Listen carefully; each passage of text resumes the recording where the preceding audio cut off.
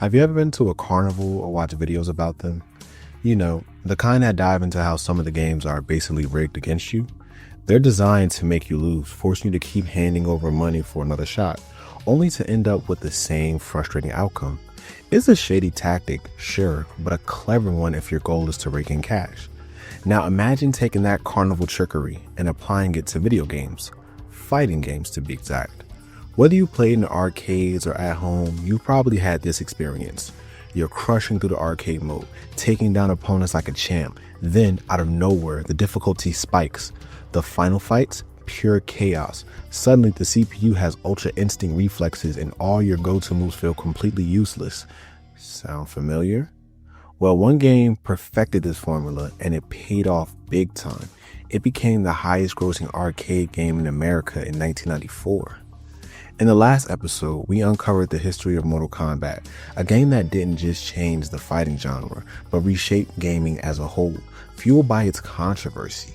And as we'll see today, the controversy didn't just stop, it reached new heights.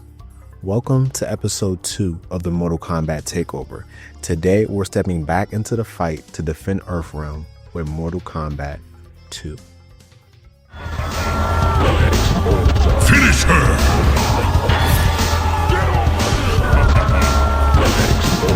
Finish him! Fatality! If you're a returning viewer, welcome back. If you're new here, welcome to the channel. Feel free to check out my other retrospective videos, including the Mortal Kombat retrospective playlist. Next week, we kick off the Rockstar Takeover as we gear up for the release of GTA 6. So if you love retrospectives, go ahead and fatality that subscribe button and babality the like button. It helps this video reach more viewers. Let's dive into this. Be sure to check out my Mortal Kombat retrospective as I cover how controversy helped fuel us to where we are today. If you missed out on it, here's a quick recap on Mortal Kombat from 1992.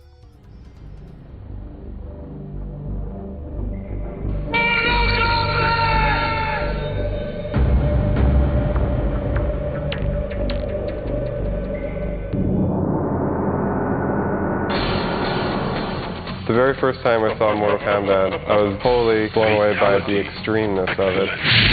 In 1992, Mortal Kombat changed the world of video gaming forever. The use of digitized actors, compelling characters, and gruesome graphic effects all helped to create a phenomena that took arcades by storm.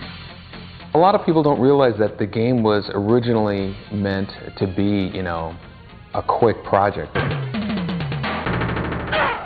I think if Mortal Kombat did not have any blood in it, it probably wouldn't have had the kind of success it did. Fatality. Seeing people's first reaction of Mortal Kombat 1 in the arcades was pretty intense. Their reaction was just so over the top. They couldn't believe what they were seeing.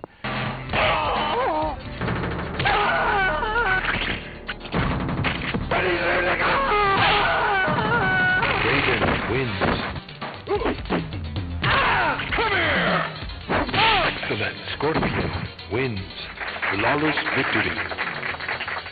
Mortal Kombat 1 exceeded everybody's expectations. I don't think anybody was expecting it to be, to become as big as it did. Now that we're all caught up, let's dive in. The development of Mortal Kombat 2 was anything but typical for a video game sequel. These days, if a game pulls in massive numbers and builds a loyal fan base, a sequel is almost inevitable. But with Mortal Kombat, Ed Boon had different plans. Believe it or not, he wasn't thinking about making another fighting game. Instead, he wanted his next project to be a Star Wars game. What makes this so surprising is the timing. This was when Mortal Kombat was at the height of its popularity thanks to the home console releases and the non-stop controversy surrounding the game. It was a certified cash cow, selling over 6 million copies on home systems. In today's gaming world, if a game sells 6 million copies, a sequel is a no-brainer. But back then, it wasn't such a guaranteed path.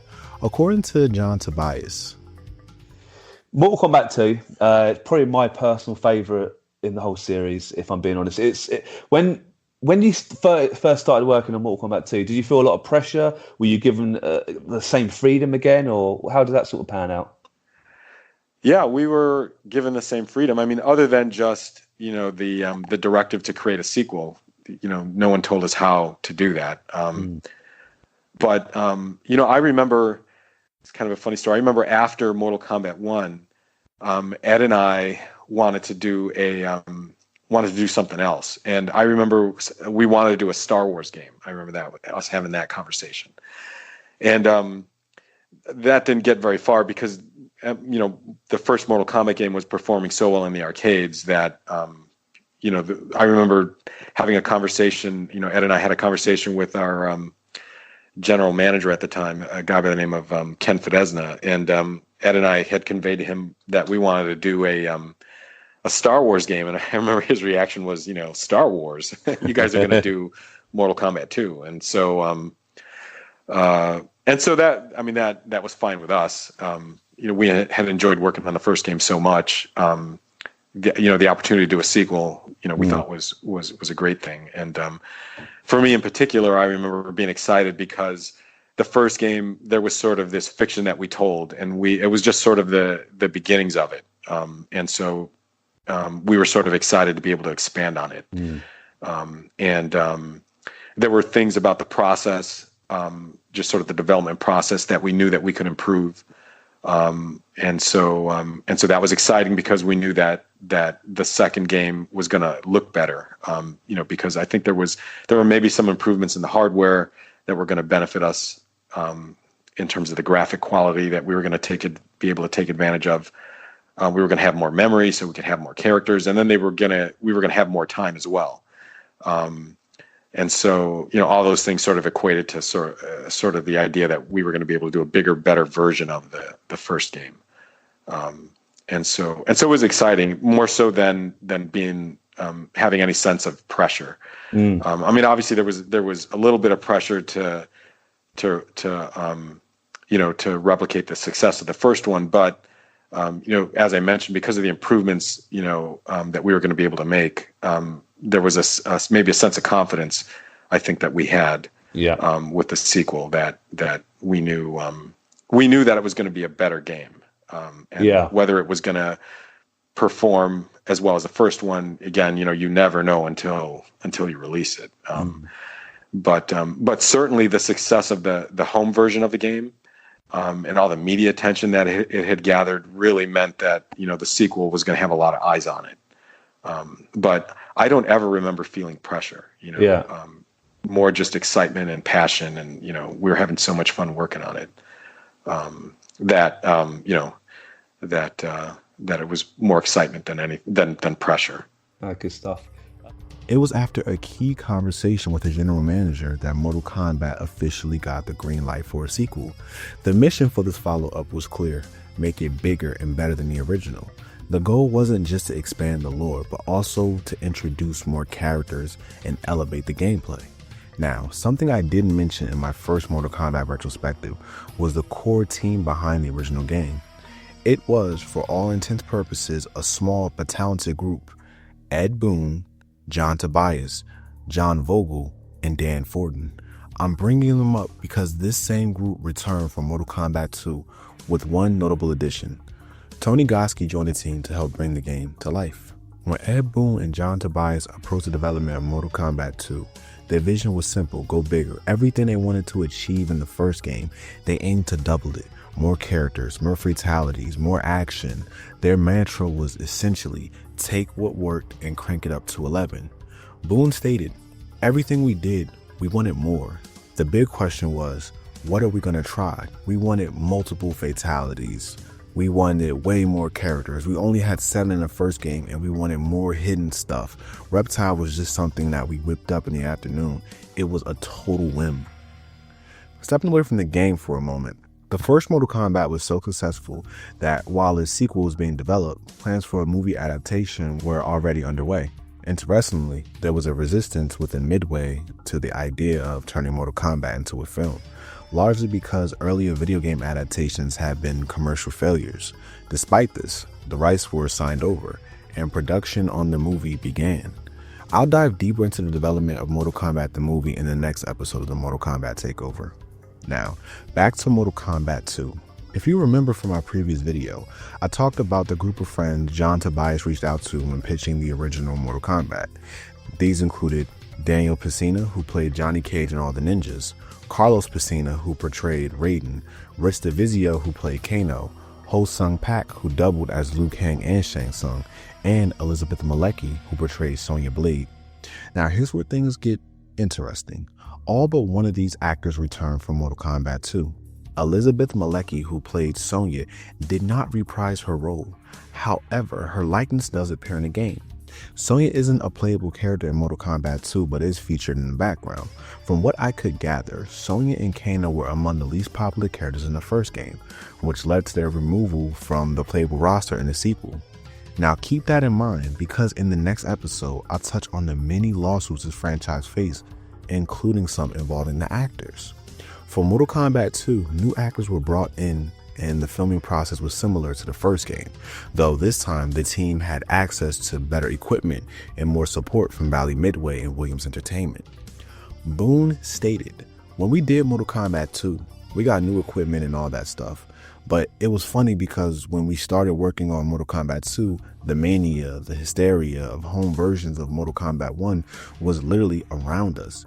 We were so busy working on the next one, going from 7 characters to 12 and 2 fatalities per character, all these other things that consume every second.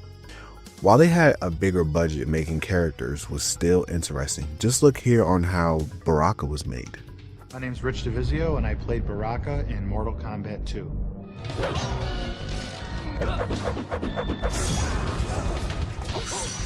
We were trying to come up with characters, and we were going to costume stores and looking around and found a mask of this monster. There was this very tight mask that I had to wear. Painted it up, kind of made it all, butchered up his face. And I just remember tons and tons of water just coming down my neck. And we took fake nails and put them on for his teeth and spray painted them silver. This mask was skin tight. And those made up his teeth. And so people don't realize that, this really scary creature is made up of, a mask and some fake fingernails that were bought in a supermarket. That shoot was unbelievable. Just like the first game, many characters in Mortal Kombat 2 use the same actors with different color palette swaps, paving the way for the introduction of many ninjas we'll see soon. Interestingly, during development, Ed Boon and John Tobias considered creating female versions of Scorpion and Sub-Zero. Instead, they went a different direction and introduced Kitana and Mileena. Well, I think Kitana was really one of the favorite characters from Mortal Kombat 2. She was a new character. She had ridiculous combos that people, came up with that I had not even thought of. So when I saw people doing Kitana combos, in the corner, you knew there was something special because people were taking the game in a direction that you wouldn't even think of.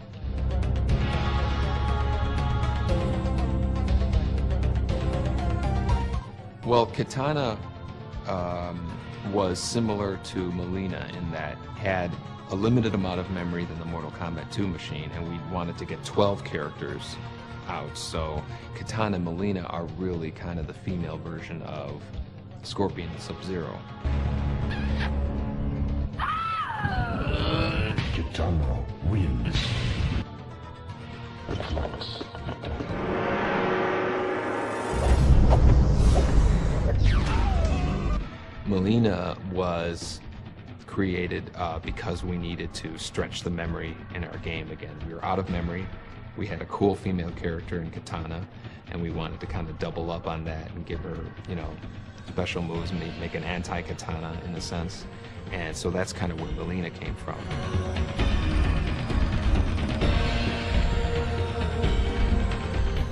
Now let's talk about release dates. The original Mortal Kombat made a huge splash when it launched on home consoles during Mortal Monday, September 13th, 1993. With the franchise exploding in popularity, the sequel didn't take long to follow. Mortal Kombat 2 hit arcades just 60 days later on November 12th, 1993. Thanks to the overwhelming success of the first game, Mortal Kombat 2 was a massive hit in arcades. selling an impressive 27,000 units worldwide. For fighting games back then, the pattern was always arcade first, then home consoles. So what happened with the home console release of this game? Once again, Acclaim handled the publishing duties, ensuring Mortal Kombat 2 made its way to a variety of platforms: Sega Genesis, Game Gear, and the Super Nintendo. While the original had Mortal Monday, Acclaim decided to give Mortal Kombat 2 its own special launch event, Mortal Tuesday. The home console version of Mortal Kombat 2 officially dropped on September 9th, 1994.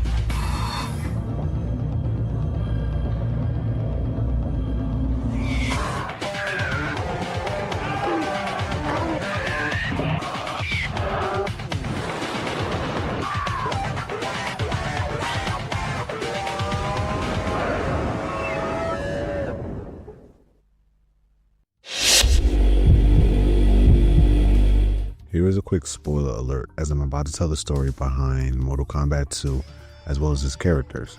There will also be light spoilers for Mortal Kombat 1992.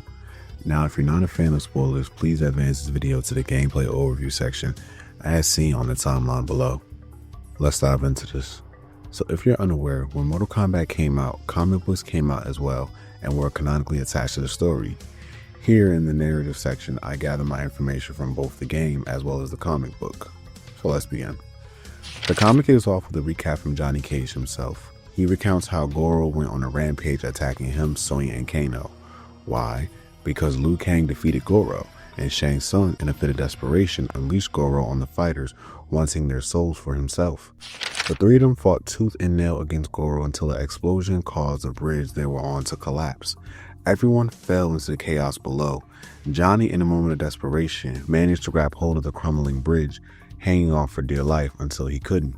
As he fell, Raiden appeared out of nowhere and caught him mid-air.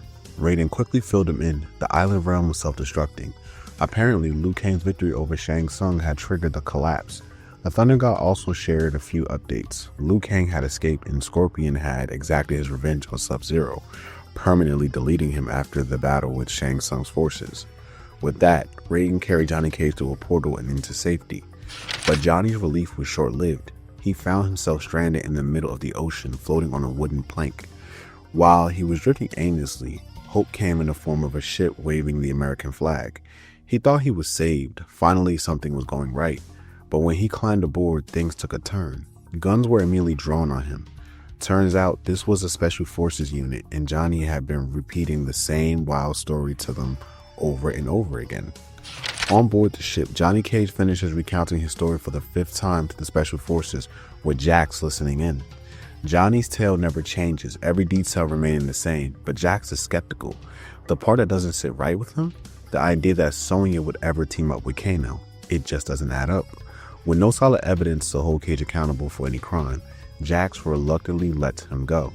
As for Johnny, his focus shifts back to his career. If you recall from the last comic, Johnny still had a movie to film. Deciding it's time to leave the chaos behind, he returns to his Hollywood duties. For the first time, the story transitions to Outworld, a realm ruled by a fearsome emperor named Shao Kahn. Through the comic, we learn more about Outworld's connection to the previous tournament. Shang Tsung's involvement wasn't just personal ambition. He was fighting on Shao Kahn's behalf. Winning the tournament would have allowed Shao Kahn to breach Earthrealm's defenses and claim it under his rule. But since Shang Tsung failed, Earthrealm remained protected, blocking Shao Kahn's ambitions. Enter King Gorbak, ruler of the Kuwaitan and father of Prince Goro.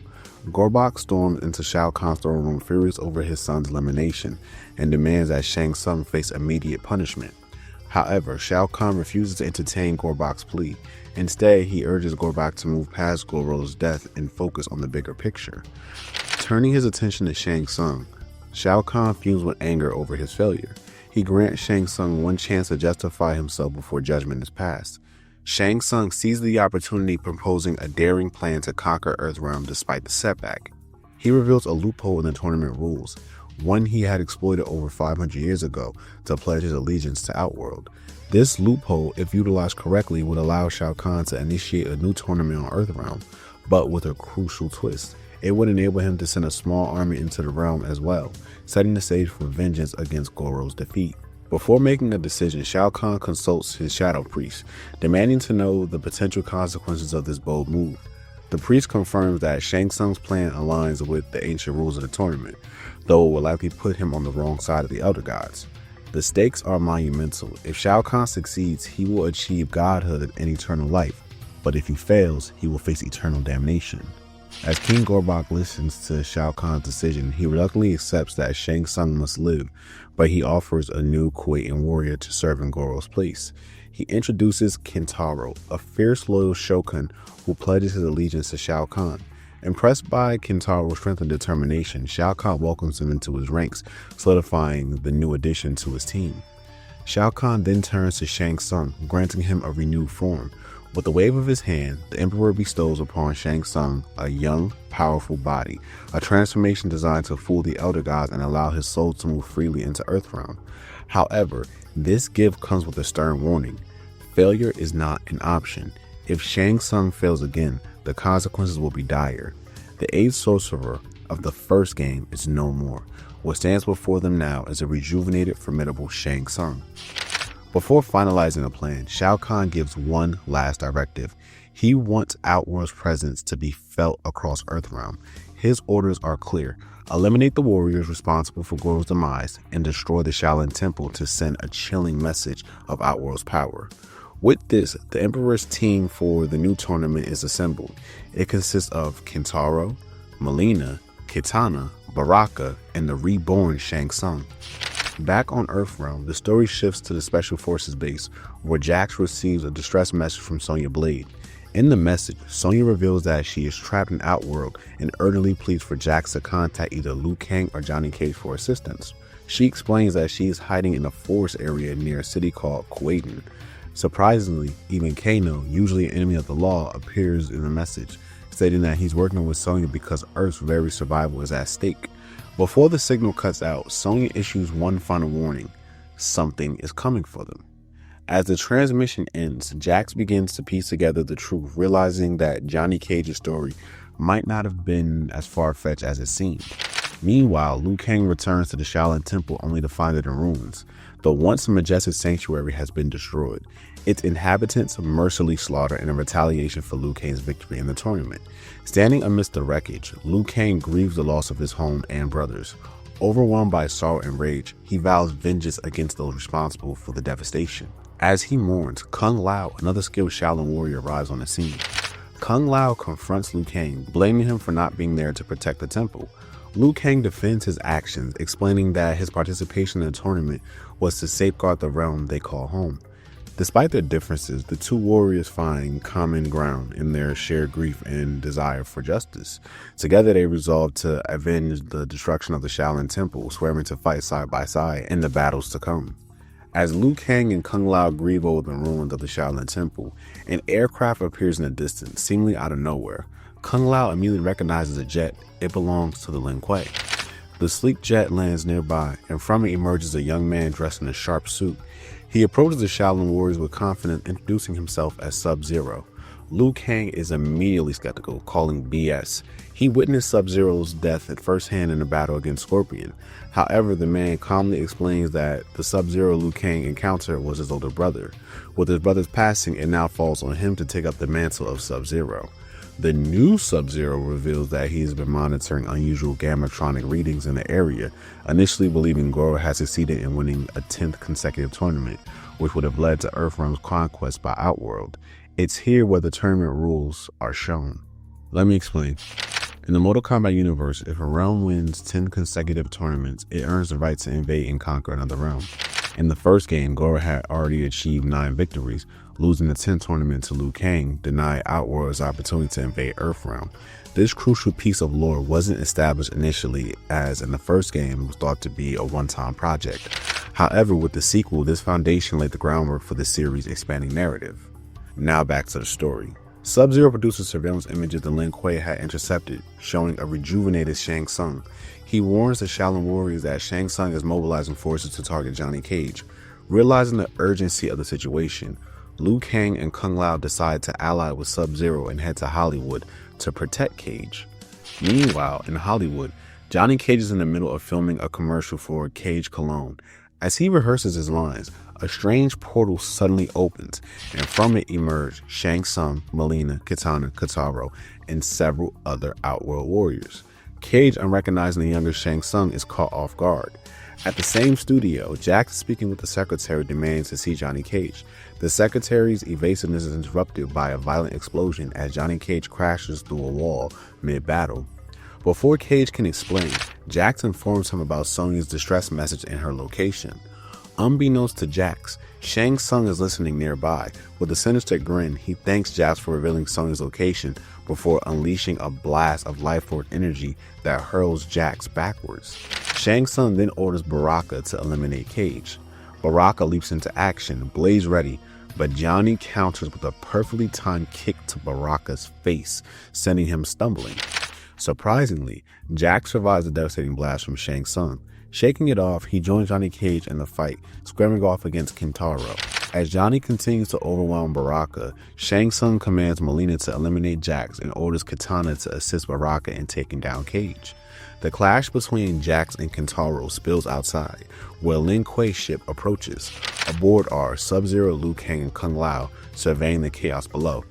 The trio quickly formulates a strategy to join the fray, with Liu Kang declaring an enemy of Shang Tsung as a friend of ours. Back at the battlefield, Shang Tsung halts the fight momentarily, calling out to Liu Kang with a cryptic proposition.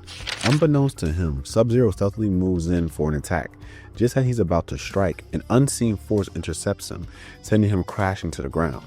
Shang Tsung smirks knowingly, taunting Sub-Zero for yet another failed attempt to delete him. Sub-Zero glances up, locking eyes with his attacker, Reptile, a green-clad assassin working for Outworld. Reptile moves in for the kill, but a spear suddenly goes over Sub-Zero's head.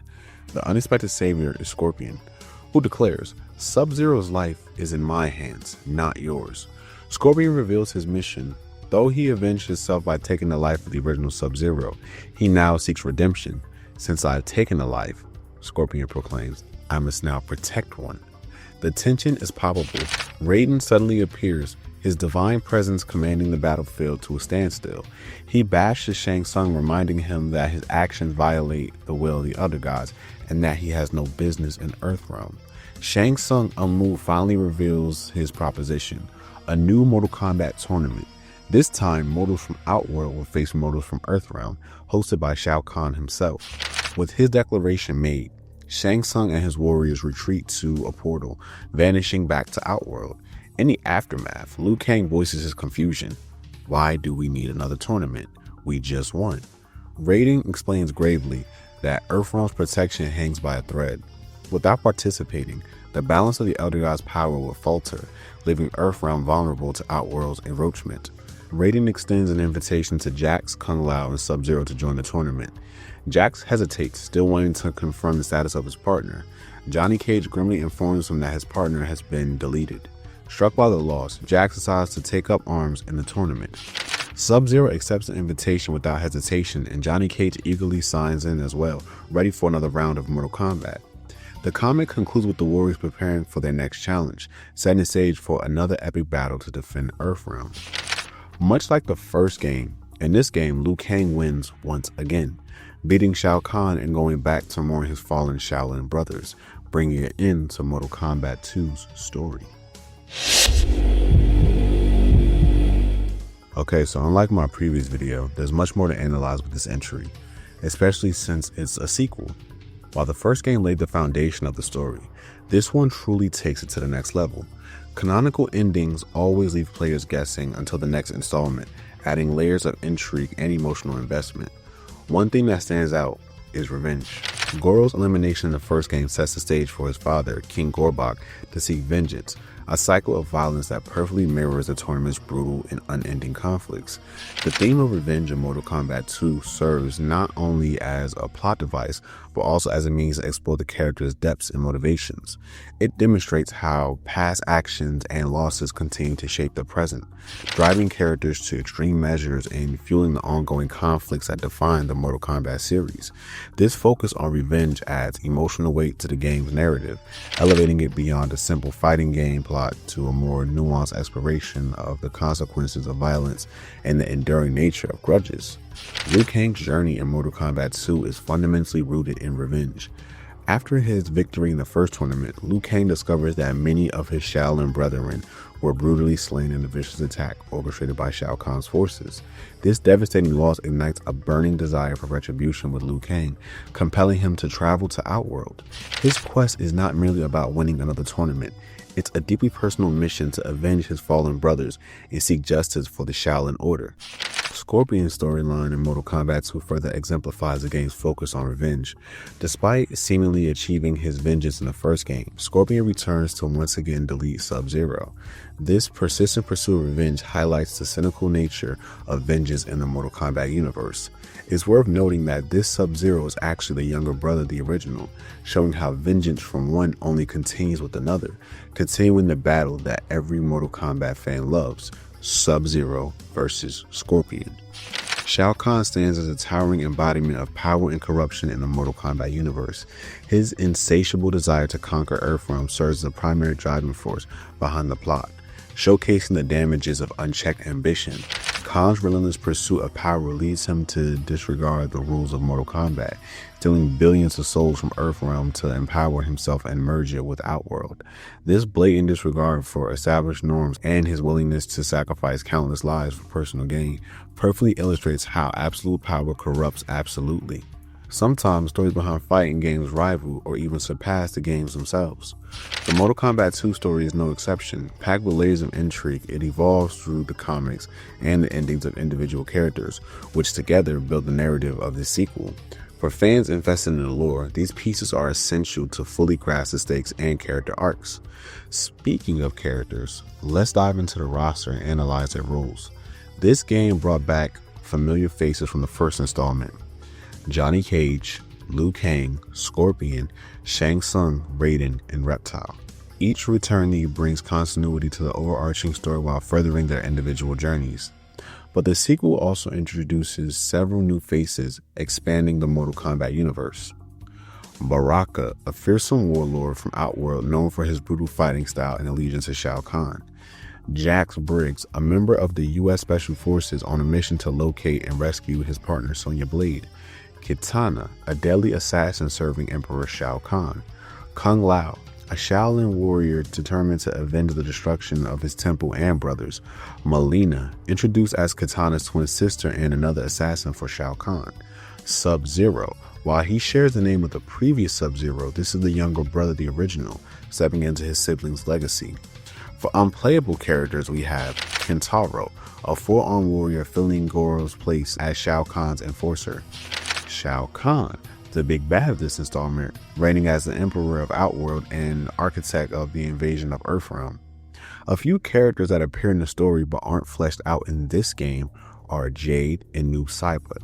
The other is Smoke, a fellow Lin Kuei warrior and ally of the new Sub-Zero as we've seen in the comic. Now let's explore these characters in greater detail, starting with the newcomers. Similar to my Tekken retrospective videos, I'll cover the fresh faces first. Keep in mind that not every character ending in Mortal Kombat 2 is canonical, but when certain events are confirmed as part of the overarching story, I'll make sure to point them out. Let's begin with Baraka, one of the most ferocious and unpredictable characters. Known for his wild fits of rage and insatiable bloodlust, Baraka is a force to be reckoned with in both the tournament and the broader story. His fighting prowess and sheer brutality earned him a place in Shao Kahn's army. Baraka's story takes a dramatic turn after he defeats the Earthrealm warriors. Succumbing to his volatile nature, he embarks on a destructive rampage, targeting key figures such as Shang Tsung, Kentaro, and even Shao Kahn himself. This violent streak highlights his unrelenting thirst for power and rebellion against authority. After overthrowing Shao Kahn, Baraka's ambition soared to new heights. Rallying his followers, he leads them out of the wastelands to dismantle what remains of Khan's forces. This uprising culminates in Baraka claiming dominance over Outworld and crowning himself as its new ruler. Baraka's rise from a nomadic warrior to a tyrannical leader embodies themes of rebellion and the relentless pursuit of power, common threads in Mortal Kombat's lore. His story is a testament to his cunning ferocity and the chaotic nature of Outworld himself, solidifying his status as one of the franchise's most fearsome characters. Now let's talk about Jax, the steadfast Special Forces officer whose journey is driven by his loyalty and sense of duty. His primary goal is clear: to rescue his partner Sonya Blade from the clutches of Outworld. However, Jax's pragmatic and skeptical nature defies much of his character. He doesn't take Johnny Cage's warnings at face value, instead choosing to believe it only when he hears directly from Sonya herself. Even when tasked with finding Johnny Cage, Jax hesitates to commit to the tournament. His focus remains firmly on reconnecting with his partner. It's only after his partner is eliminated that Jax shifts gears to join the tournament to not only save Sonya, but also protect Earthrealm from further threats. Jax's actions demonstrate his loyalty and selflessness, particularly when he takes a devastating attack from Shang Tsung head-on to protect others. This heroic moment cements his role as a protector who prioritizes others over himself. A fascinating bit of trivia about Jax is his development history. He was originally intended to appear in the first Mortal Kombat, replacing Sonya Blade. Even more surprising, his initial name was going to be Stryker, a name that I'll talk about again in a later Mortal Kombat video. In his ending, Jax emerges victorious, successfully winning the tournament and saving both Sonya and Kano, who were captured due to Jax inadvertently revealing the location during his conversation with Johnny Cage. However, Kano manages to escape Special Forces custody. While this frustrates both Jax and Sonya, they resolve to track him down, knowing it's only a matter of time before Kano resurfaces. Jax's story showcases loyalty, perseverance, and his heroic nature, making him a standout character. Now let's look at Kitana, a character shrouded in loyalty and mystery. While the comic doesn't reveal much about her, it establishes her allegiance to Shao Kahn, the Emperor of Outworld. However, as we delve into her story within the game, we uncover a layered narrative of identity, rebellion, and self-discovery. Kitana's backstory reveals that she has served as one of Shao Kahn's assassins for centuries. Initially, she believes Mileena to be her twin sister, only to discover the unsettling truth. Mileena is a grotesque clone created by Shang Tsung to ensure Kitana's loyalty. This revelation becomes a catalyst for Kitana to question her place in Shao Kahn's empire and search for the truth about her origins. The bigger revelation in Kitana's journey is that she is of royal lineage. Her parents were the true rulers of the Outworld before Shao Kahn seized power, overthrowing and deleting them. Learning about her heritage ignites a spark of rebellion within Kitana, transforming her from a loyal assassin into a determined leader fighting to reclaim her birthright. In her ending, Kitana's efforts culminate in a triumphant victory. She successfully retakes her parents' castle and restores nobility to Outworld. This act not only symbolizes a personal victory for Kitana, but also represents a major shift in the realm's power dynamics, challenging Shao Kahn's reign. Kitana's character arc is deeply rooted in themes of loyalty, identity, and rebellion. Her evolution from a tool of Shao Kahn's empire to a leader forging her own path exemplifies the power of agency and self-discovery. She defines the manipulation and violence of her past to carve out a destiny of her own, making her one of the most compelling characters. Now let's focus on Kung Lao, the new Shaolin monk introduced in Mortal Kombat II. Alongside Liu Kang, he is the last surviving member of the White Lotus Society and bears the heavy burden of avenging his fallen brothers. His story is deeply entwined with themes of grief, loyalty, and honor as he struggles to come to terms with the destruction of his temple and the loss of his fellow monks. Kung Lao grieves just as much as Liu Kang, but his approach is more reflective, as he searches for someone to blame while channeling his sorrow into action. This shared loss strengthens his bond with Liu Kang, leading him to fight alongside his fellow monk and restore their temple's honor and seek justice for their fallen brothers. A key element of Kung Lao's character is his connection to his ancestor, the original Kung Lao, who defeated Shang Tsung centuries ago. This lineage fuels his determination to carry on his family's legacy and reclaim the honor of his namesake. In his ending, Kung Lao achieves his goal by winning the tournament and avenging his ancestor. This victory is not just a personal triumph, but a symbolic restoration of his family's legacy and the honor of the White Lotus Society. However, Kung Lao comes to understand that this victory is merely the beginning of a larger battle. Kung Lao's character is defined by his resilience in the face of grief, his loyalty to his mission, and his pursuit of honor. His journey reflects the challenges of living up to legacy while forging his own path to fight to protect Earthrealm. Now let's turn our attention to Mileena. Much like her twin sister, Kitana, Mileena is an assassin loyal to Shao Kahn. Her role, however, is more complex due to her origins. While Kitana has always known herself to be a princess, Mileena was created as her clone by Shang Tsung, which makes her existence one rooted in deception, manipulation, and the darker aspects of outworld schemes. Shao Kahn tasked Mileena with keeping an eye on Kitana, fearing her possible betrayal. This sets the stage for Mileena's internal conflict, as she is both a creation meant to serve a purpose and someone who is ultimately shaped by the suspicions and manipulation surrounding her. The twist is that Mileena, rather than just carrying out her orders, uses Shao Kahn's own mistrust against him. In a moment of defiance, she turns on her creator and attacks Kahn's loyalists after winning the tournament. In her ending, Mileena seizes power, reflecting her ambitions and desire to break free from the constraints imposed upon her by Shao Kahn and the forces that created her. This act of rebellion against the Emperor solidifies her shift from a mere tool to a force of change in Outworld. Mileena doesn't just secure a victory in the tournament, she redefines her place within the realm, asserting her dominance as ruler. Her relationship with Baraka further underscores this theme of ambition and rebellion. Together, they rise to power as king and queen of Outworld, symbolizing a radical shift in the balance of authority and establishing Mileena as a figure of power in her own right. Mileena's character arc revolves around identity, betrayal, and ambition. Now, let's turn our attention to Sub-Zero, a character whose evolution in Mortal Kombat 2 significantly distinguishes him from the original Sub-Zero in the first Mortal Kombat. While the first Sub-Zero was defined by his cold, merciless nature, the new Sub-Zero embodies a sense of morality and integrity despite his role as an assassin. His journey is driven by the tragic loss of his older brother, who was deleted by Scorpion.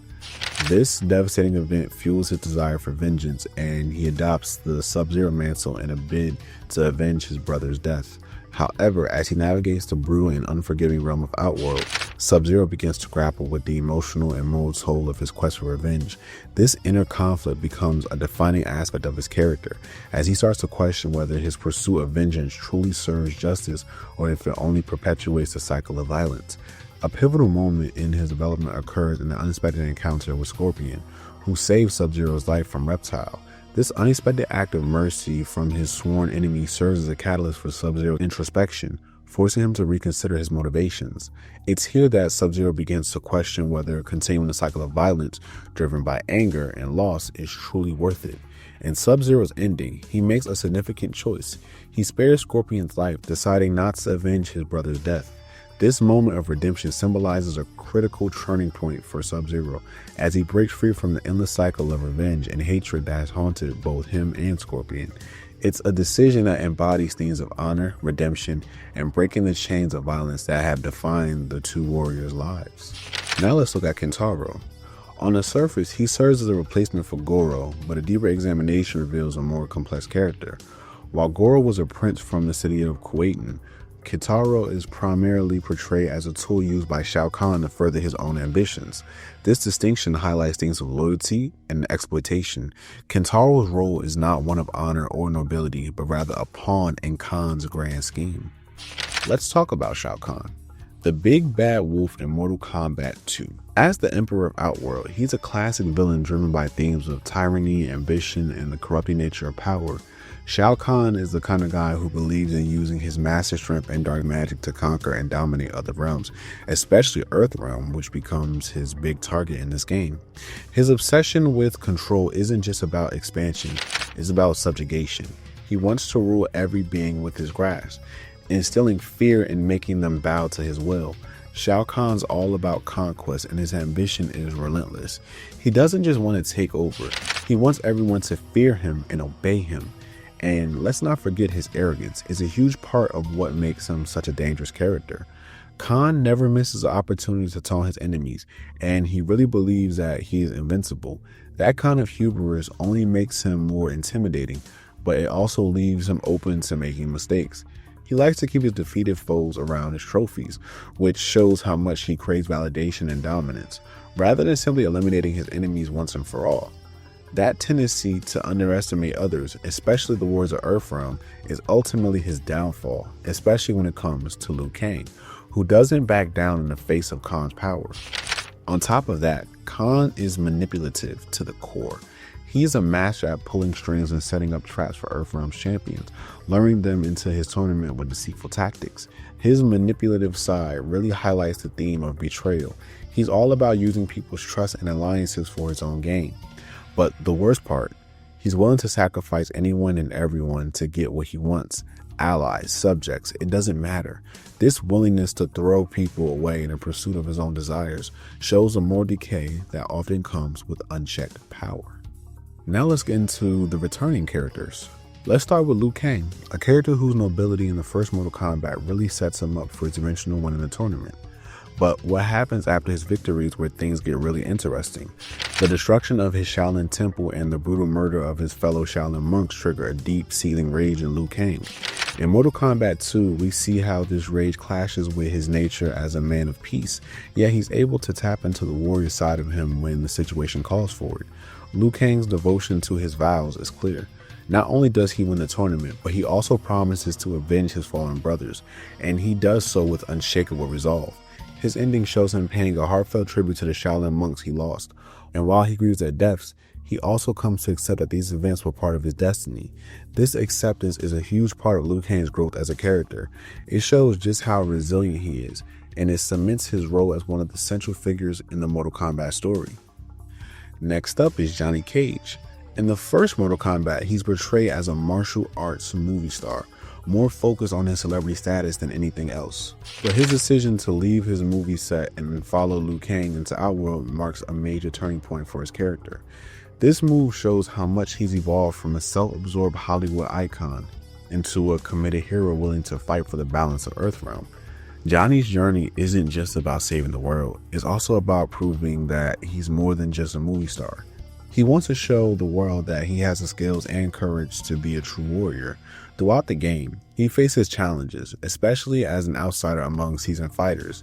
However, he uses his unique experience as both an actor and martial artist to make meaningful contributions in the fight against Outworld's forces. His interactions with characters like Jax and Liu Kang really highlight his growth. He transitions from being just a participant in the tournament to becoming a respected member of the Earthrealm Warriors. The respect he earns shows that he's no longer just a celebrity, he's a hero. Johnny Cage's story embodies themes of self-discovery, heroism, and the blurred reality in fiction. Although signs of his original self still revealed itself in his ending when he makes a sequel movie to Mortal Kombat. While his ending isn't canon, his endings from the first and second appear to live in their own continuity. Let's turn our attention to the Hellspawn himself, Scorpion. In the first Mortal Kombat, he's driven by a desire to avenge his death at the hands of Sub-Zero. This quest for revenge leads him into a dark and dangerous world of Outworld, where he discovers a shocking truth. The Sub-Zero he's hunting down is not the one who took his life. Instead, he's the younger brother of Sub-Zero. This revelation forces Scorpion to take a hard look at his motivations and the endless cycle of hatred that has been consuming him. As Scorpion progresses through the tournament, he witnesses acts of mercy that start to shake his worldview. One of the most pivotal moments comes when he sees Sub-Zero spare the life of an opponent. This moment serves as a turning point, making Scorpion reconsider his entire path. Rather than continuing his vendetta against Sub-Zero, he chooses to protect him, marking a massive shift in Scorpion's character, from one defined by hatred to one marked by guardianship. This decision shows that Scorpion is no longer solely focused on revenge, but is now seeking redemption. His journey from a vengeful spirit to someone trying to atone for his past actions highlight the themes of vengeance, redemption, and the struggle for identity. Next up, let's dive into Shang Tsung. After the events of the first game, he finds himself at the mercy of Shao Kahn, having failed to win the 10th tournament that would have allowed Kahn to take over Earthrealm. But instead of meeting his end, Shao Kahn spares him on one condition. Shang Tsung must manipulate the upcoming tournament to lure Earthrealm warriors into a new contest. This moment reveals a lot about Shang Tsung's cunning nature and his relentless ambition to regain power. He may have lost the tournament, but he's not about to give up. His willingness to do whatever it takes to survive and plots his way back to power shows just how adaptable he is. even when the stakes are high. As the story unfolds, Shang Tsung's true nature comes into focus. He doesn't just play along with Kahn, he ultimately turns against both Kintaro and Shao Kahn himself. This betrayal highlights his treacherous side. Shang Tsung is the kind of character who would discard his allies in a heartbeat if it means securing greater power.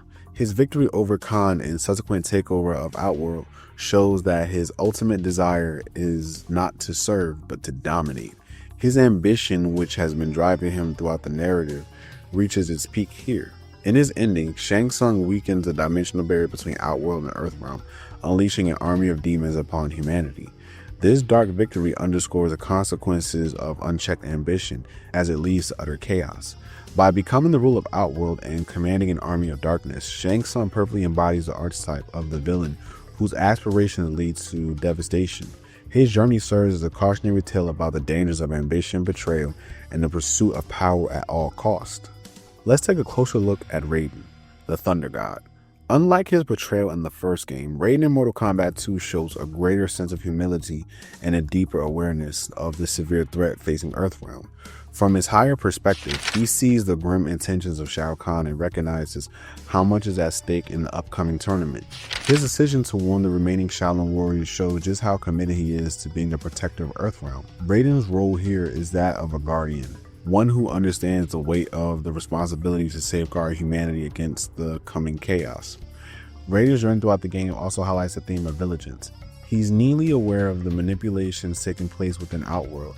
Even though he is a deity, he doesn't stay removed from the fight. He chooses to enter Outworld alone, showing not only bravery but a deep sense of responsibility.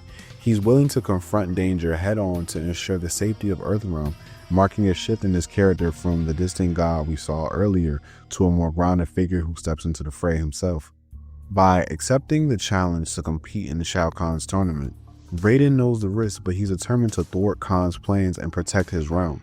In his ending, Raiden secures a temporary victory for Earthrealm by defeating Shao Kahn, and then he takes a decisive action to close the dimensional gates that could have unleashed utter chaos on humanity. This act symbolizes Raiden's commitment to ensuring a safer future, even at great personal risk. His evolution in Mortal Kombat 2 is a testament to the idea that true power doesn't just come from physical strength, it comes from humility, vigilance, and the willingness to make sacrifices for the greater good. Let's dive into Reptile, the last playable character to discuss. Unlike his role in the first game where he was a secret boss fight, Reptile's story is much more fleshed out in Mortal Kombat 2. He serves as a protector to Shang Tsung, showcasing a deep sense of loyalty to his master. But beneath that loyalty is a desperate hope for the freedom of his race, who have been enslaved by Shao Kahn. This sets up a key theme of exploitation. Reptile is manipulated into serving those in power, believing that his obedience will eventually lead to the revival of his almost extinct people. As the story progresses, Reptile uncovers Shang Tsung's plans to further enslave his people under Shao Kahn's rule. This revelation acts as a turning point in Reptile's character arc. He realizes that the path he's been following is leading to nothing but more suffering for his people, so he decides to take matters into his own hands. By entering the Outworld tournament, he's not just protecting his master, he's confronting the very forces that threaten his existence. This shift represents self-determination. Reptile takes control of his fate by challenging both Shao Kahn and Shang Tsung head-on. In his ending, Reptile's victory over Shao Kahn and the betrayal of Shang Tsung marks a significant transformation. No longer a pawn in other schemes, Reptile emerges as a powerful force in his own right. By defeating these figures, he not only liberates himself but also paves the way for his race to thrive in peace. This shift highlights the theme of identity. Reptile evolves from a servant into a decisive figure for change in Outworld. His journey is a rich exploration of loyalty, exploitation, and the ultimate quest for identity. Let's talk about the gameplay in Mortal Kombat 2. It sticks to many of the core mechanics from the first game, but there are a few key changes. First off, the texture might minigame, which was a bonus round in the original, is no longer here. In the first game, players would have to rapidly press buttons to break various materials, but that's been cut from Mortal Kombat 2. Another major change is the scoring system. In the original, you'd accumulate points as you won matches, but now MK2 simply tracks your win count instead. Additionally, the endurance matches from the first game are gone. When the first Mortal Kombat came out, it was a low-budget project, so they used endurance matches to fill the game's content. In these, players will fight 2 enemies with just 1 health bar. Since Mortal Kombat 2 has 12 playable characters compared to the first game's 7, it didn't need this mode to make up for a lack of content. Mirror matches, however, are still in the game, where you might end up fighting another version of your own character, albeit with a different color swap. But now let's get into the improvements. Mortal Kombat 2 is much faster and more fluid than its predecessor. The controls are revamped, adding extra punches and improving response times.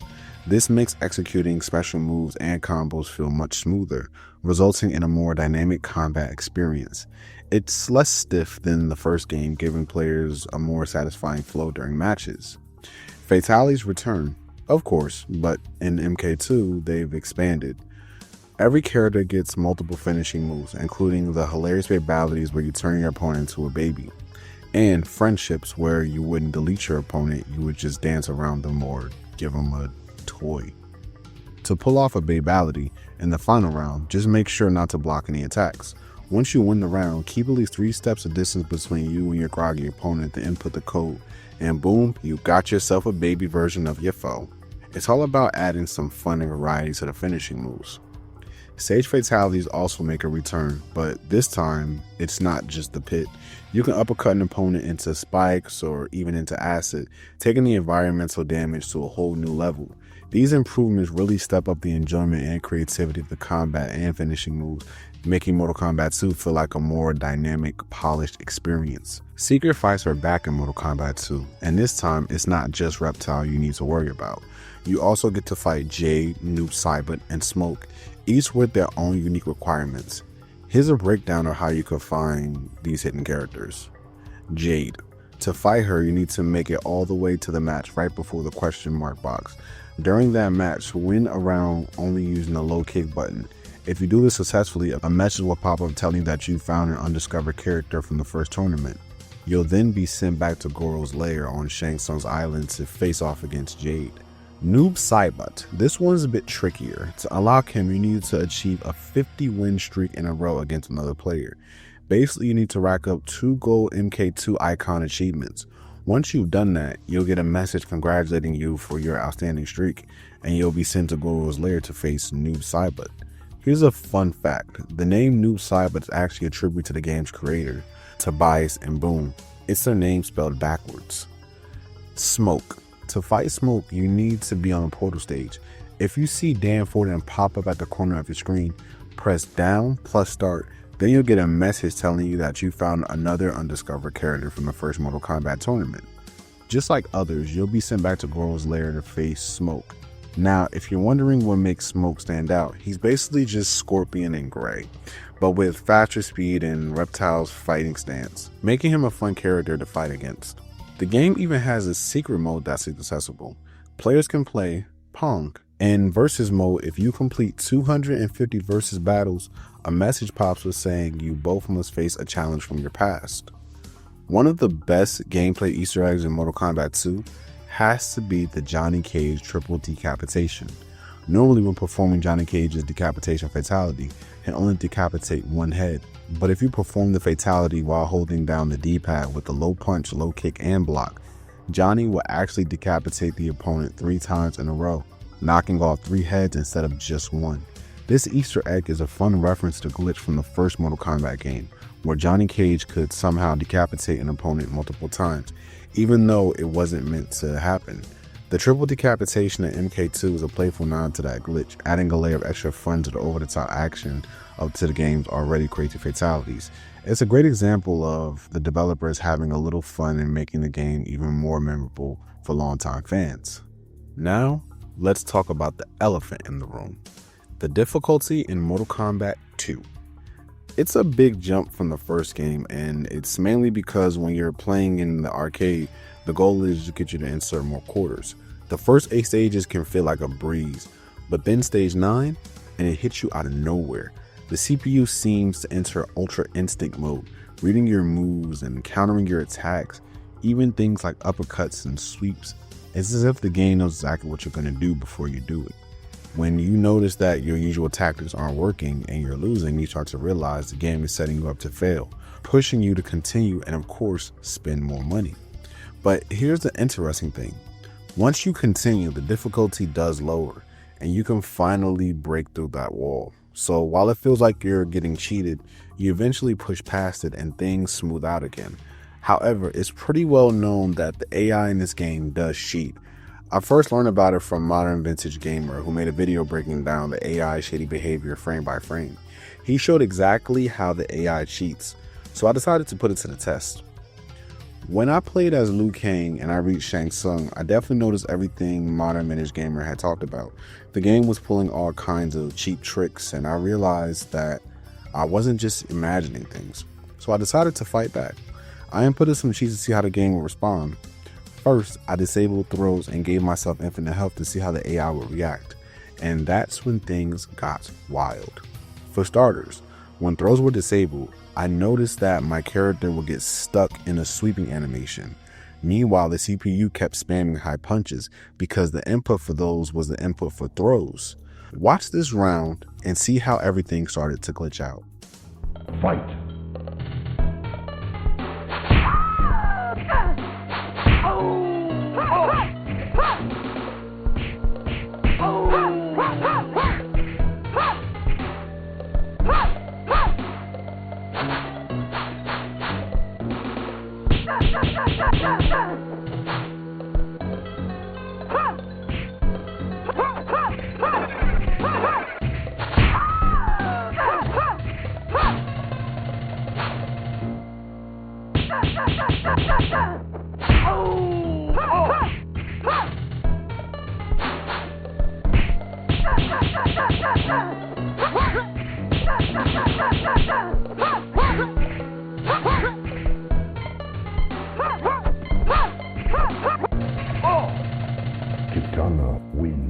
One of the most interesting things I noticed was fighting Kentaro. With the cheats enabled, he just kept spamming fireballs. The weird part, if I ducked, I would completely avoid the fireball, but if I pressed block, I would get hit every time. It's a little mind-boggling. Why does ducking lower my hitbox, but blocking raises it? Take a look at this.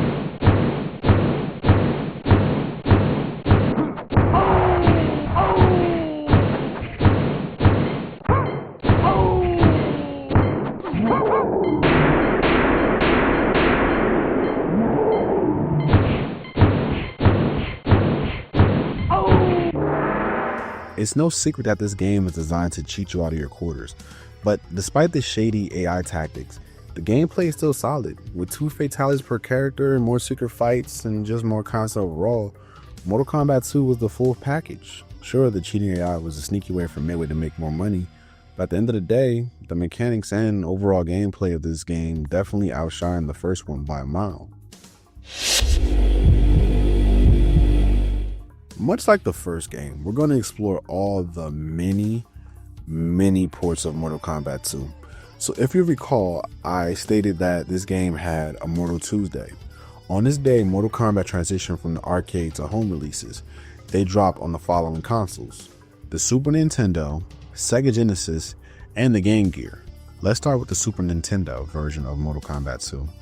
Developed by Sculpture Software, this version was a significant improvement over its predecessor, partially due to the lessons learned from the poor sales of the censor SNES version of the original Mortal Kombat. This time, Nintendo decided to allow blood and fatalities, which was a major shift in their stance on content. Because the industry-wide rating system wouldn't be in effect until November 1994, the SNES version didn't receive a formal rating. Instead, a warning label was added to the game's box to inform buyers about its mature content. However, the Japanese version was still censored to some extent. In this version, all the fighters had green blood and the screen turned black and white during character-specific fatalities. Despite these changes, John Tobias, co-creator of Mortal Kombat, favored the SNES version over the Sega Genesis one. The reason being, the play control was much closer to the arcade version, with differences that were barely noticeable. While the timing of some combos were slightly off, it wasn't significant enough to detract from the experience. Additionally, the SNES version featured adjustable difficulty, configurable controllers, and a variety of cheat codes, making it a more customizable and enjoyable experience for players. Now let's move on to the Sega Genesis version. This port, developed by Probe Software, includes all the blood and fatalities without requiring players to input a special code, an improvement over the original Mortal Kombat on the Genesis. Additionally, this version features exclusive Easter eggs and some unique character animations for victory poses. It even supports a Sega Activator motion controller, showcasing an effort to innovate with available hardware.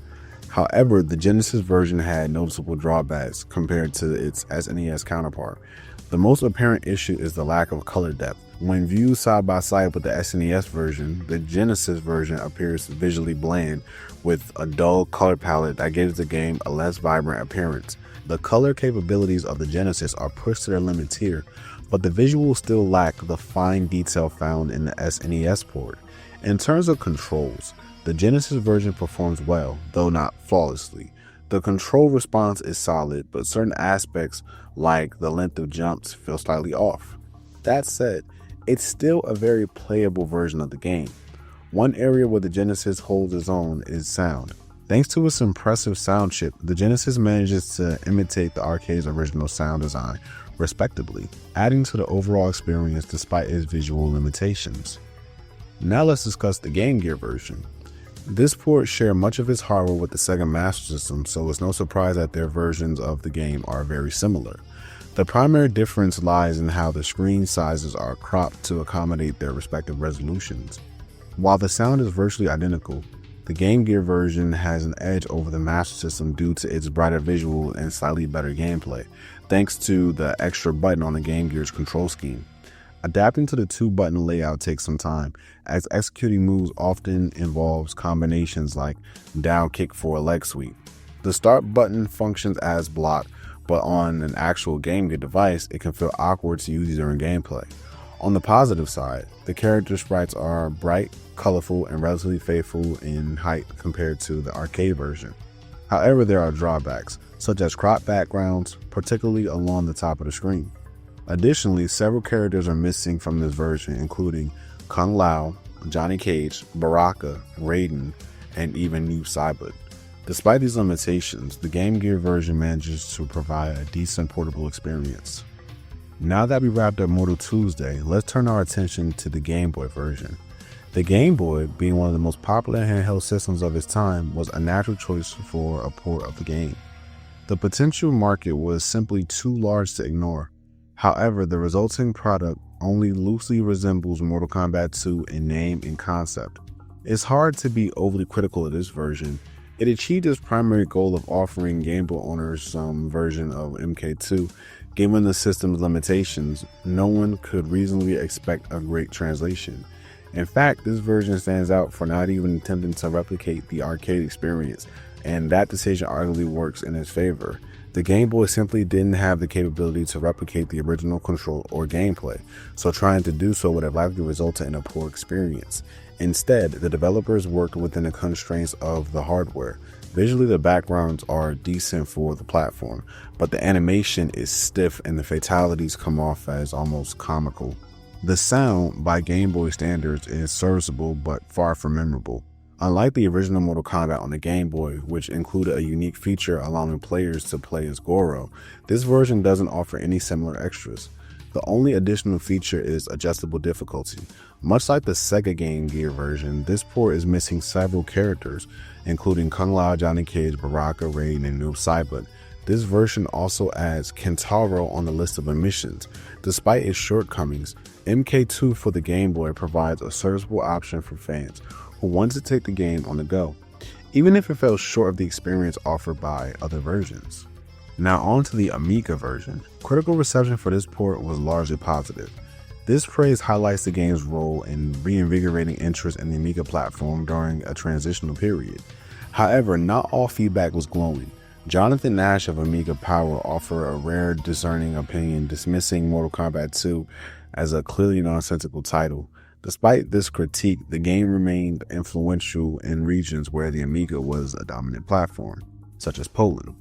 These rankings underscore the Amiga's version's enduring legacy, particularly in the markets where the system was a central part of gaming culture in the early 1990s. The Sega Master System had an impressive shelf life in Europe and an even longer one in Brazil, where it remained popular enough to outlast the NES by several years. However, the hardware's limitations made it ill-suited for games like the Mortal Kombat series. The attempt to replicate the arcade experience on the 8-bit console proved overly ambitious. If the developers had focused on creating a more tailored fighting game experience, they might have achieved better results. As it stands, the game struggles to deliver, with the control scheme being a major drawback. The Sega Master System's 2-button controller with no dedicated start or select button forces players to block by holding both punch and kick simultaneously, making gameplay unnecessarily difficult. Even with an additional button, the mechanics will remain clunky. Visually, the game does its best with the limited color palette. The backgrounds consist of 2 to 4 colors while characters use up the rest. However, the animations are poor. Actions like jumping or performing uppercuts and sweeps lack fluid transitions, making the movements look disjointed. In terms of audio, the Sega Master System had decent sound capabilities. Unfortunately, the MK2 soundtrack falls short, being identical to the Game Gear version. This feels like a missed opportunity, as the system was capable of better sound quality. The game includes 3 different levels to choose from, but it shares the same roster of missions as the Game Gear version. While it was an admirable attempt to bring Mortal Kombat 2 to the platform, the overall execution leaves much to be desired. The control issues and lackluster presentation make it a challenging game to rank above the Game Boy version. The Sega 32 port of Mortal Kombat 2 is an underappreciated gem in the franchise's history. Released in 1995, this version offers significant improvements over its 16-bit counterparts. From a gameplay perspective, it's one of the most faithful home translations of the arcade original. The controls are precise, with moves, combos, and fatalities executing seamlessly, closely mirroring the arcade experience. Visually, the 32X version shines. The enhanced color capabilities of the hardware result in a more vibrant and detailed graphics compared to the Genesis version. Characters, while slightly shorter than the arcade counterparts, boast impressive detail. The backgrounds also benefit from the 32X's power, featuring additional animations and details not present in other home versions. Audio-wise, this port comes closer to the arcade original than most other home versions. It features more voice samples and sound effects, including iconic lines like "Scorpions, get over here." The soundtrack is also well implemented, offering a near arcade quality experience. Additional features include adjustable difficulty settings and support for Sega's Activator device. Recent fan updates have further enhanced the game, adding arcade music, AI adjustments, and additional content. Despite being overlooked due to the 32X's limited commercial success, this version of Mortal Kombat 2 stands as one of the most faithful and impressive home ports of its time.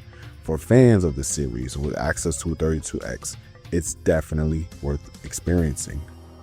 The DOS port of Mortal Kombat 2, released in 1994, is widely regarded as one of the most accurate home versions of the arcade original. It faithfully reproduced the graphics and gameplay of the arcade version, offering superior visuals and smoother animations compared to many contemporary console ports. The DOS version stood out for its precise controls and uncensored content, requiring no cheat code to access the full range of fatalities and blood effects. It featured improved audio when used with a Gravis ultrasound card, providing a more arcade-accurate experience. However, some users noted issues with screen tearing and frame rate, which were half of that of the arcade version. Despite these minor drawbacks, the DOS port remains a favorite version among Mortal Kombat enthusiasts for its overall quality and accuracy to the arcade original. The Sega Saturn port of Mortal Kombat 2 was a significant disappointment, primarily due to its egregious loading times. Despite visually resembling the arcade version, the game will also pause 1 to 2 seconds when executing special moves. Shang Tsung's transformations and fatalities completely disrupting game flow. Graphically, the port captured the arcade aesthetic well, but suffered from performance issues that made it feel sluggish. Audio was inconsistent, with some sound effects feeling off or muffled. The version offered standard features like adjustable difficulty and controller configurations, but brought nothing innovative to the table. Based on the PC version rather than the direct arcade port, this release failed to leverage the Saturn's 2D capabilities. Ultimately, the Saturn version of Mortal Kombat 2 represents a missed opportunity to deliver an arcade-perfect fighting game experience. Mortal Kombat for the PlayStation was indeed a Japanese exclusive release, launching in 1996. This port offered improved graphics compared to the SNES and Genesis versions, thanks to the PlayStation's superior hardware and increased storage capacity of CDs. The visuals were largely faithful to the arcade original, with some reviews noting that it looked just as good as the arcade version when they played it on a smaller screen. However, the port wasn't without its flaws. It suffered from loading times between screens, which wasn't present in the arcade version. The sound quality was also a point of contention, with some reviewers noting that while the sound effects were clear, the music quality wasn't as good as the arcade original. Despite these issues, the PlayStation port of Mortal Kombat 2 was generally considered a solid version of the game. It retained the uncensored content and fatalities from the arcade version, which was appreciated by fans. The exclusivity to Japan made this version quite rare and difficult to obtain for players outside of Japan. This decision remains puzzling to some fans given Mortal Kombat's popularity in the West. In 2004, Midway released Midway Arcade Treasures 2, a compilation of classic titles for the PlayStation 2, GameCube, and Xbox, which included an emulated version of Mortal Kombat 2. While the inclusion of the arcade classic excited fans, the port was plagued with issues that detracted from the experience. The most significant problem was the emulation speed. Mortal Kombat 2 ran faster than its arcade counterpart, resulting in jerky animations and disrupted gameplay rhythm.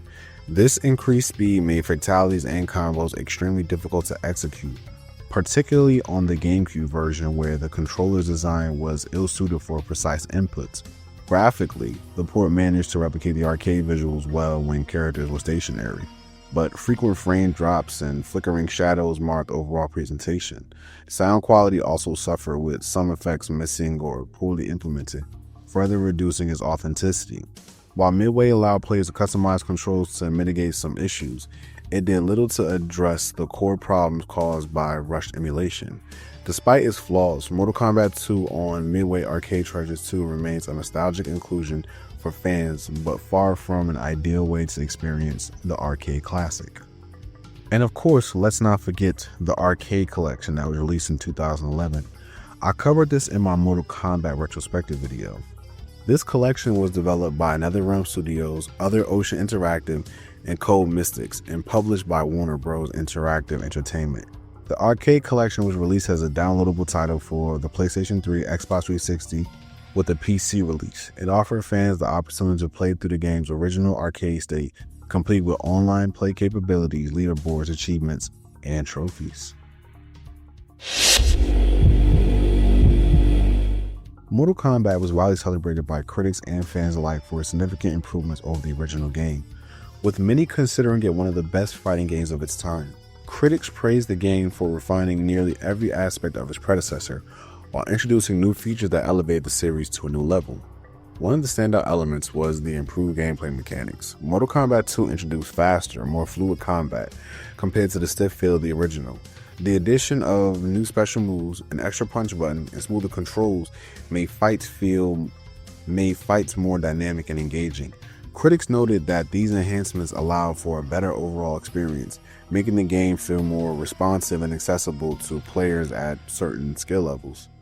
The expanded roster of characters was just another highlight. Mortal Kombat 2 introduced iconic fighters like Kitana, Mileena, Jackson, Baraka, alongside returning favorites like Liu Kang and Sub-Zero. This larger roster added variety to gameplay and gave players more options to explore different fighting styles. Additionally, the inclusion of playable Shang Tsung and Reptile excited fans who had previously only seen them as bosses or secret characters in the first game. The fighting moves were another area where Mortal Kombat 2 excelled. Critics loved how the game expanded on fatalities by introducing friendships, babalities, and stage-specific fatalities. These additions not only added humor and creativity, but also reinforced the game's reputation for pushing boundaries in terms of violence and spectacle.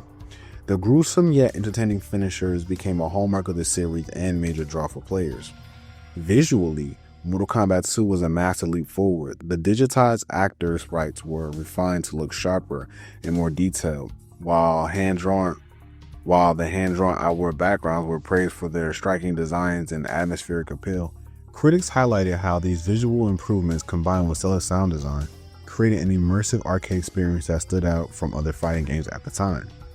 Finally, Mortal Kombat 2's secrets and hidden content captivated players and critics alike. The inclusion of secret characters like Jade and Smoke, along with wild rumors about hidden moves and Easter eggs, created an exciting sense of discovery that kept players coming back to experiment and explore. This element of mystery became a defining feature of the franchise.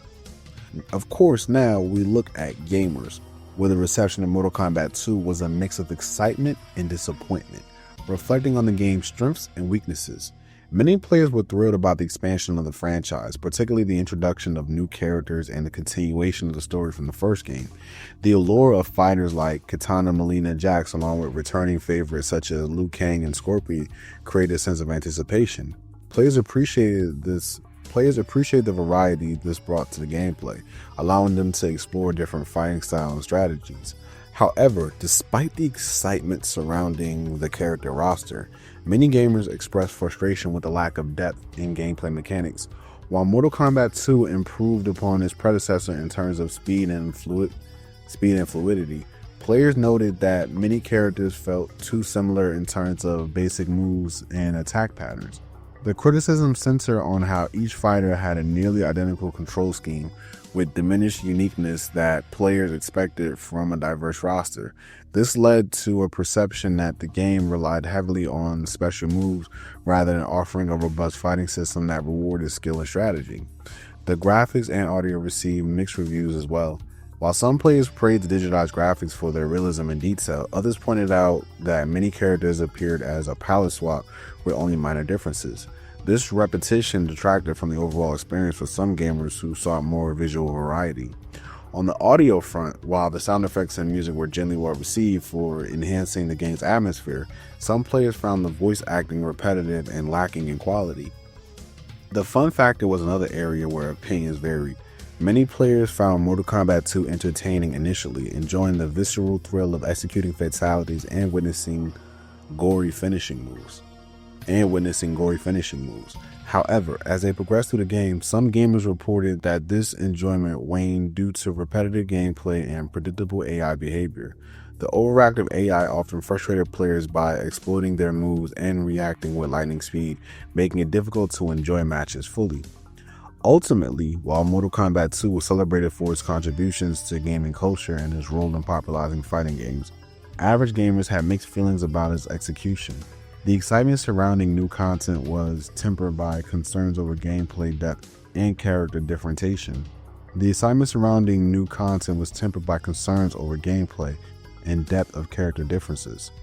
a result, Mortal Kombat 2 was seen as a landmark title that laid the groundwork for future installments, but also left room for improvement in gameplay mechanics and character design. Let's circle back to the background information we discussed earlier. Ed Boon and John Tobias aimed to take everything from Mortal Kombat and double it for Mortal Kombat 2. This goal was undeniably achieved. The game introduced multiple fatalities, friendships, and even babalities. It wasn't just a sequel, it was an evolution. This game had everything in a bowl of grits. In my opinion, after playing various ports, the Super Nintendo version stands out as the best. The SNES was powerful enough to run the game with impressive specs, offering a near arcade experience. From a lore perspective, Mortal Kombat 2 built upon the foundation of the first game. While there weren't many retcons, the characters and their motivations were expanded upon in meaningful ways. The story was engaging and gave certain fighters more depth, setting the stage for future entries in the series. It wasn't just a great sequel in terms of gameplay, it was also a solid follow-up for character development. However, where this game excels, it also stumbles. I get the need for challenging in-game bosses to deliver a satisfying conclusion, but in this game, the difficulty feels artificially inflated. It's clear that Midway's arcade roots influenced its design. It was about getting more quarters from players. And while that was expected in the arcades, the same punishing mechanics carried over to the home versions, which feels unfair. After a few wins, the game ramps up to an absurd difficulty level with the CPU reading inputs like it's playing chess 20 moves ahead. Now, I understand the necessity of basic input reading to create a challenging experience, but Mortal Kombat 2 goes too far. It doesn't feel like a battle. It feels like an impossible uphill fight. When I enabled cheats, I saw firsthand just how broken the AI could be. Disabling the CPU's ability to throw, resulting in mindlessly walking into my character. It was like the game had no idea how to react. One particularly frustrating example is when I attempted sweeps or uppercuts on higher difficulty levels. My character would get stuck in animation and the CPU would inexplicably fuse into me like the Dragon Ball Z fusion dance. I even tested it by putting my controller down and watching the game get caught in a loop. Moments like this highlight the flaws in an otherwise stellar title. The gameplay is iconic, but the difficulty mechanics feel more like a money grab than a genuine test of skill. Reaching the end of Mortal Kombat 2 to see every character's ending was no small feat. What makes it even crazier is how the AI seems designed to relentlessly throw your character. It constantly goes for high punches, the input for throws, which highlights just how much the game cheats its players. Thankfully, after losing a few matches, the difficulty does increase, making the game more manageable. But let's be honest, this game was essentially the arcade version of pay to win. That's why part of it dominated the arcade sales during its heyday. Now, not every fighting game is perfect, and I can live with flaws, but what I can't live with is blatant cheating. So my advice is simple. If the game cheats you, cheat it right back. Otherwise, be prepared for a stressful time. That said, for its era, Mortal Kombat 2 was a massive improvement over its predecessor. The original Mortal Kombat had its issues, and this sequel addressed many of them while embracing its own quirks. One of the best aspects about these classic 2D fighting games is that they weren't solely about flashy graphics. Gameplay and atmosphere took center stage, which gave these titles their timeless charm. These games are undeniably products of their time, and that's part of their appeal. They're perfect to revisit for a nostalgic trip, but it's clear that the game has only evolved since then. What was once cutting edge is now retro, and there's something special about that shift. Do I like Mortal Kombat 2? Absolutely. Would I recommend it to retro gaming fans or those curious about the series roots? Without a doubt. Is it perfect? Not at all. But the imperfection is part of its charm. While perfection may be subjective, most of us can agree that this game has its flaws. However, in this case, the pros outweigh the cons. If you played it before, you already know what I'm talking about. And if you haven't, I encourage you to give it a try. Experience it for yourself, then come back to this video and let me know your thoughts. I'd love to hear about your journey with this classic. If you made it to the end of this video, first thank you, and if you enjoyed this video, please give it a thumbs up so YouTube can push the video out to more people. Next Saturday, I'm starting my Rockstar Takeover where I'll be covering Midnight Club all the way down to GTA 5. So if you enjoy Rockstar games, definitely tune in next week and subscribe to the channel so you're tuned in. This is the Retro Phantom, signing out.